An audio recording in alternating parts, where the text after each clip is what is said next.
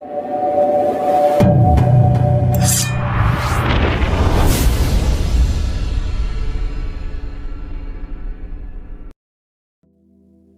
واقعہ ہے ایک پرانے زمانے کے ایک مسلم بادشاہ کا کہ اس کی عادت تھی وہ صبح کے وقت میں قرآن مجید کی تلاوت کرتا تھا۔ ایک دن ایسا ہوا کہ وہ تلاوت کرتے ہوئے تیسرے پارے میں پہنچا، اور جب اس نے آیات پڑھی وہ تو عز من تشاء و تذل من تشاء، جب وہ اس آیت پر پہنچا تو اس نے سوچا کہ میں چونکہ بادشاہ ہوں، اگر اللہ تعالیٰ مجھے ذلیل کرنا چاہیں گے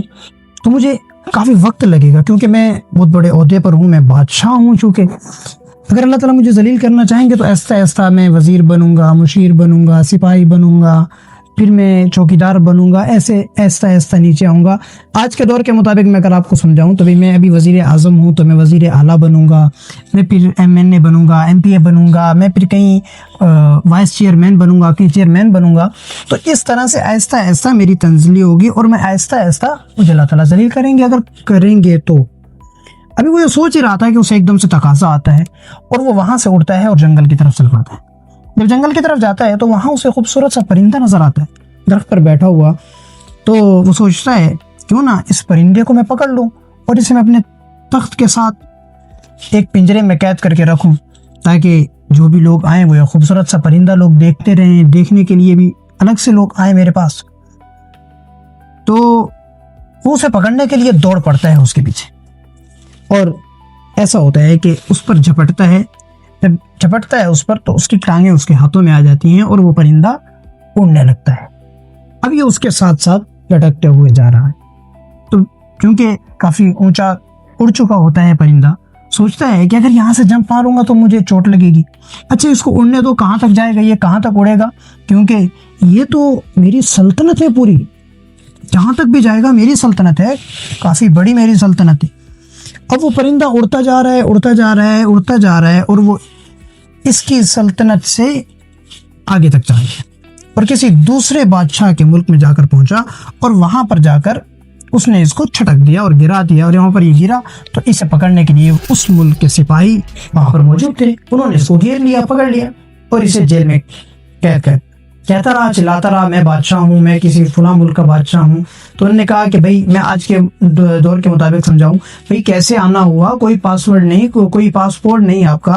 کوئی قانونی طریقہ نہیں آنے کا، کیسے آئے، کہاں جی، لہٰذا تم جاسوس لگتے ہو اور تمہیں سزا ہوگی۔ اب اسے پکڑ لیا جاتا ہے۔ اب وہ جیل کے اندر کافی دن گزارتا ہے اور جیل کے اندر بیٹھے بیٹھے تلاوت شروع کر دیتا ہے۔ کافی دن کے بعد وہ جب تلاوت شروع کرتا ہے، تیسرے پارے میں پہنچتا ہے، پھر وہ یاد پڑتا ہے وَتُعِزُّ مَن تَشَاءُ وَتُذِلُّ مَن تَشَاءُ۔ جب وہ آیت پڑھتا ہے اس کے دماغ میں ایک بات آتی ہے کہ ہاں میں نے ایک وقت میں آیت پڑھی تھی اور میں نے یہ بات سوچی تھی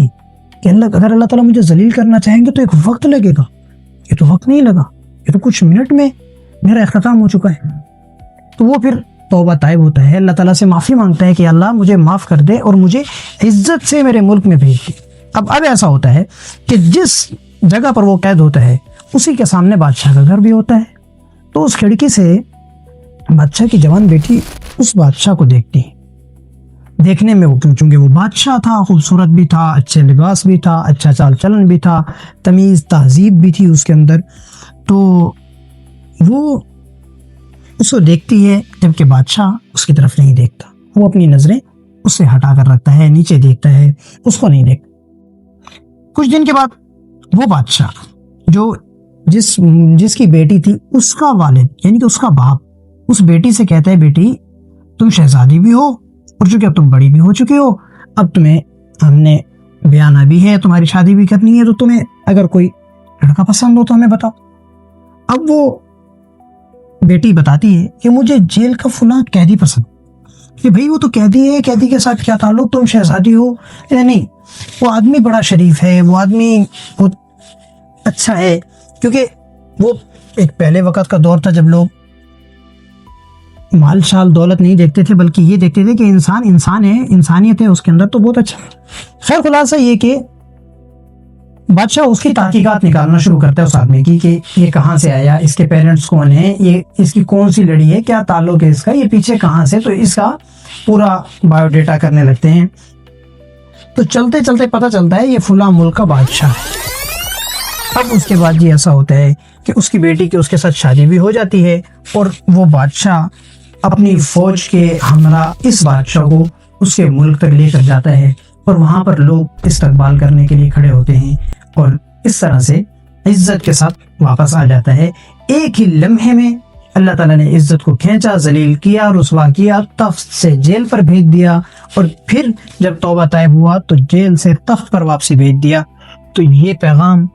آج کے سب ان زمینی خداؤں کے لیے ہیں جو زمینی خدا بننے کی کوشش کر رہے ہیں۔ ان سے کہوں گا کہ جب خدا پکڑنے پہ آتا ہے، ہاں وہ ظالم کو ڈھیل بہت دیتا ہے، لیکن جب پکڑنے پر آتا ہے تو لمحے میں انسان کو ختم کر دیتا ہے وہ۔ اس لیے آج کی ویڈیو یہیں تک، انشاءاللہ پھر ملیں گے کبھی۔ السلام، محمد اظہار الحق۔